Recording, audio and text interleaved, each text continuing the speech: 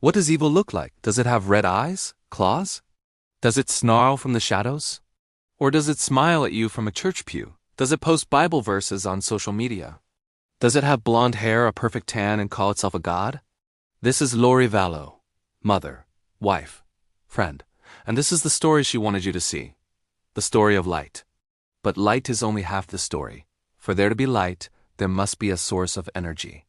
A burning. And for Lori Vallow, that burning began not with a match, but with a prophecy.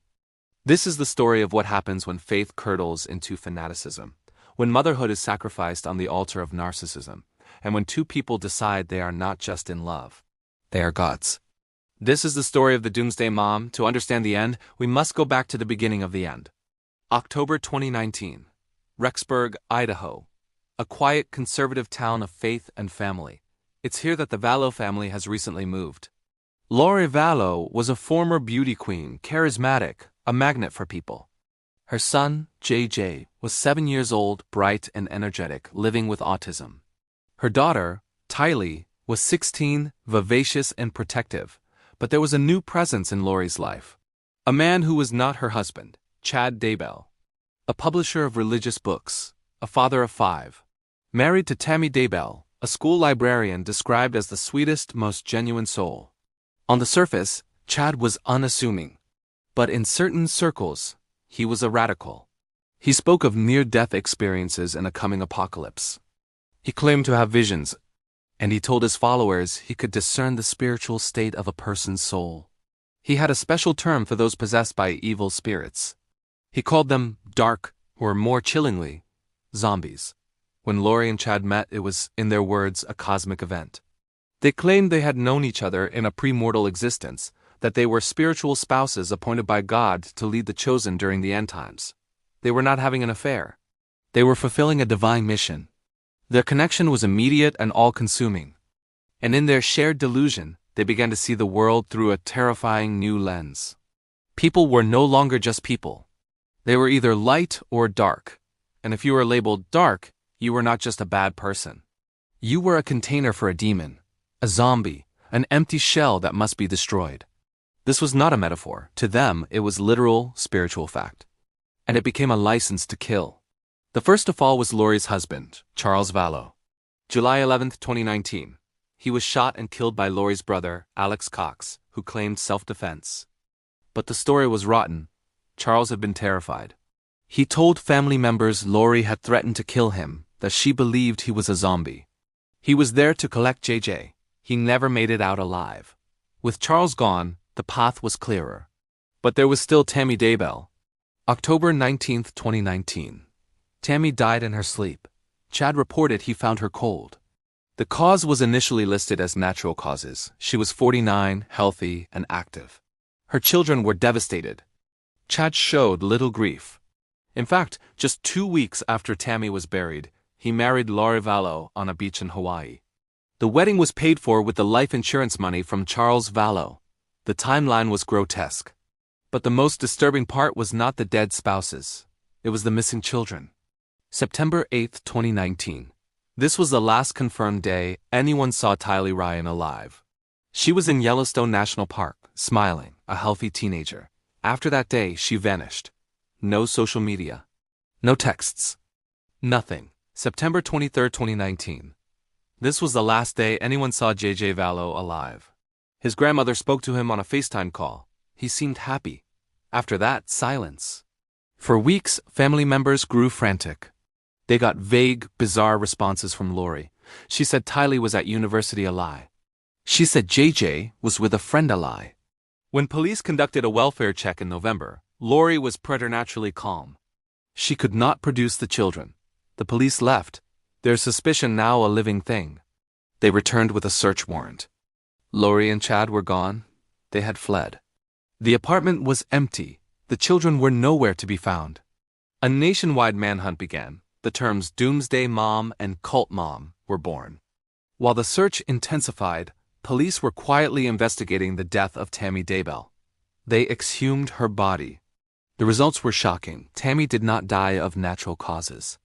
Evidence suggested she was suffocated. With this, the investigation exploded. Police executed a search warrant on Chad's property. They found a disturbed patch of earth. They began to dig. The air grew thick. And then they found it. A body wrapped in plastic and duct tape. It was small. It was J.J. Vallow. He was still wearing his red pajamas.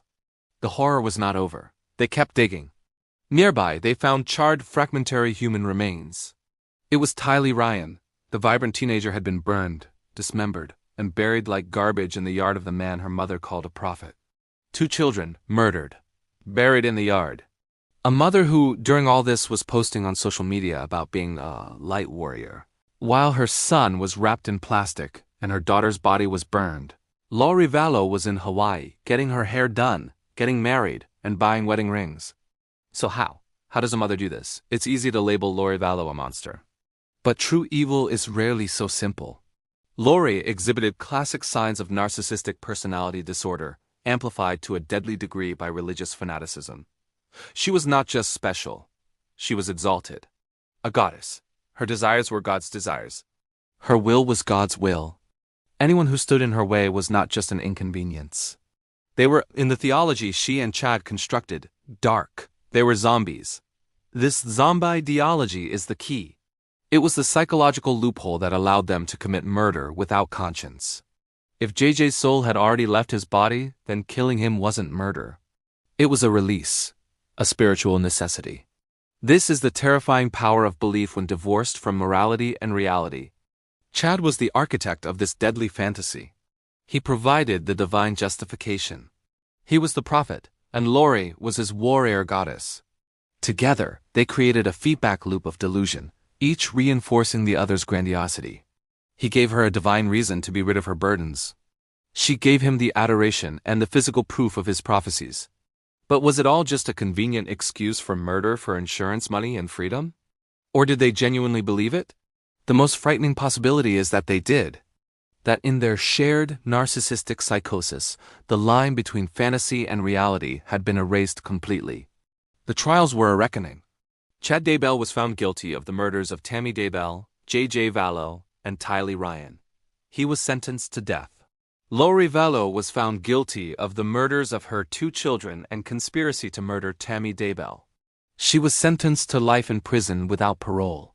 During her sentencing, the family members finally spoke. Kay Woodcock, JJ's grandmother, looked directly at Lori and said she had taken the most pure, innocent little boy and murdered him. Lori Vallow showed no emotion, no remorse.